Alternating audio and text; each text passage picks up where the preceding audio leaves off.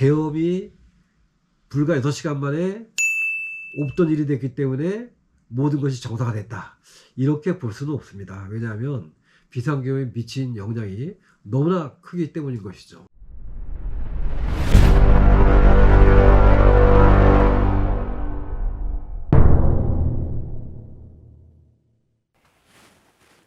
안녕하세요, 손혁재입니다. 저는 평생을 정치로 먹고 산 사람입니다. 제가 정치를 직접 했던 것은 아니고요. 정치학을 공부했고, 정치학을 가르쳤고, 정치와 관련된 글을 썼고, 정치와 관련된 토론회 같은 데 많이 나갔고요. 또 정치평론을 쓰고, 이래서 평생을 정치로 밥을 벌어먹고 살았던 그런 사람입니다. 며칠 전에 비상계엄이 있었죠. 실패로 끝난 비상계엄. 그런데 이 비상계엄이 처음 있는 일은 아닙니다. 그러나 실패했던 것은 처음이다 라고 볼 수가 있습니다.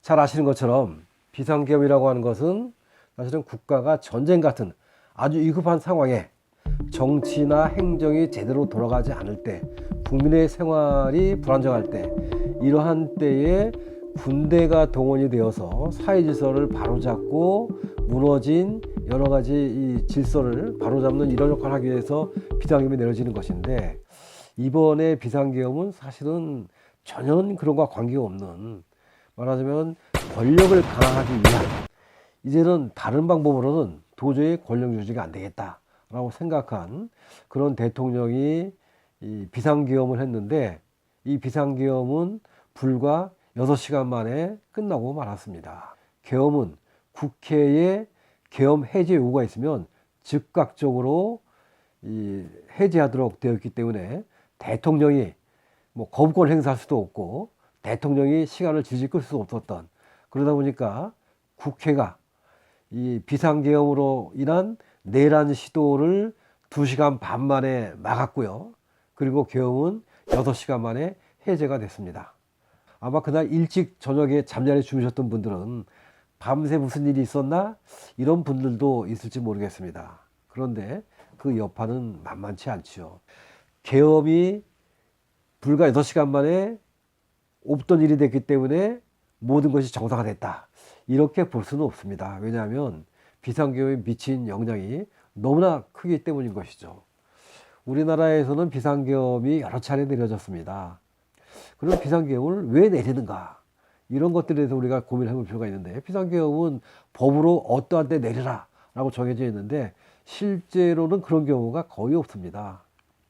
권력자들이 자신의 권력을 유지하거나 확대하거나 강화하기 위해서 비상계엄을 정치적으로 사용했기 때문인 것이죠. 전두환, 노태우에 의한 12.12 군반란 사건에 대해서 당시에 검찰이 성공한 쿠데타는 처벌할 수 없다라고 했습니다. 그러나 김영삼 대통령의 지시로 다시 역사 바로 세우기 차원에서 전두환, 노태우 두 전직 대통령에 대한 기소가 있었고, 체포되고 구속되고 재판을 받고 무기징역까지 받았습니다.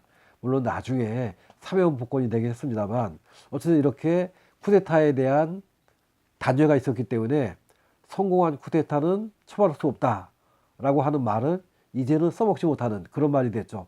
더군다나 이번에 이 12.3 이 내란 사태는 실패한 쿠데타였던 것이죠. 그렇다면 왜 이런 걸 했을까? 왜냐하면 과거에 비상계엄을 통해 가지고 권력을 유지하고 확대하고 강화한 경우가 많았기 때문에 아마 그런 것들을 꿈꿔왔던 것이 아닌가, 이렇게 생각이 됩니다. 이승만 대통령은 자신의 권력을 유지하기 위해 가지고 비상계엄을 써먹었던 그런 경우가 있고요. 또 마찬가지로 박정희 대통령도 비상계엄을 여러 차례 선포했습니다. 5.16 쿠데타를 일으키고 나서, 그리고 1972년 10월 17일 날 국회를 해산시키면서 유신체제를 발족시키면서, 그러면서 그때 비상계엄을 써먹었던 것이죠. 그러니까 한 번은 자신의 권력을 장악하기 위해서 비상계엄을, 또 한 번은 권력을 강화하기 위해서 비상계엄을 써먹었던 것이죠. 이 1972년 10월 17일 내려졌던 비상계엄과 비슷한 성격이 또 있습니다. 바로 전두환 전 대통령이 권력을 장악하기 위해서 12.12 군 반란 사건을 일으켰고요. 그런데 그 당시에 국회에서 비상계엄 해제 요구를 준비하고 있었습니다. 낌새를 눈치챈 전두환 일당이 비상계엄을 전국으로 확대하면서 국회를 해산을 시켰죠. 비상계엄 해제 요구를 하지 못하도록 막아버린 겁니다. 이번에도 그걸 흉내내 가지고 비상계엄을 선포하면서 동시에 국회가 이 해제 요구를 하지 못하도록 국회를 장악을 하고 국회의원들을 체포하고 구금하고 국회의원들이 150명 이상이 모이지 못하도록 철저하게 준비했었다고 하는 것이 드러나고 있는 그런 상황이죠. 그러나 이것은 국회가 법적인 절차를 따라 가지고 2시간 반 만에 계엄 해제 요구를 했고요. 민주주의를 지키기 위해서, 국회를 지키기 위해서 많은 시민들이 한밤중에 국회로 달려가서 계엄구가 맞섰기 때문에 이 계엄 시도를, 내란 시도를 우리가 막을 수가 있었던 겁니다. 이러한 것들이 과거 우리의 정치사 속에서 어떤 식으로 나타난가 하는 이런 것들에 대해서 여러분들과 차근차근 이야기를 나눠보고자 합니다. 우리나라에서의 과거의 정치사 속에서 계엄이 어떤 식으로 발동이 되었고, 그 계엄이 어떤 결과를 가져왔고, 또 그것이 우리 정치에 어떤 영향을 미쳤는지, 문제점은 무엇인지 짚어보는 시간을 갖도록 하겠습니다. 지금까지 손혁진이었습니다. 고맙습니다.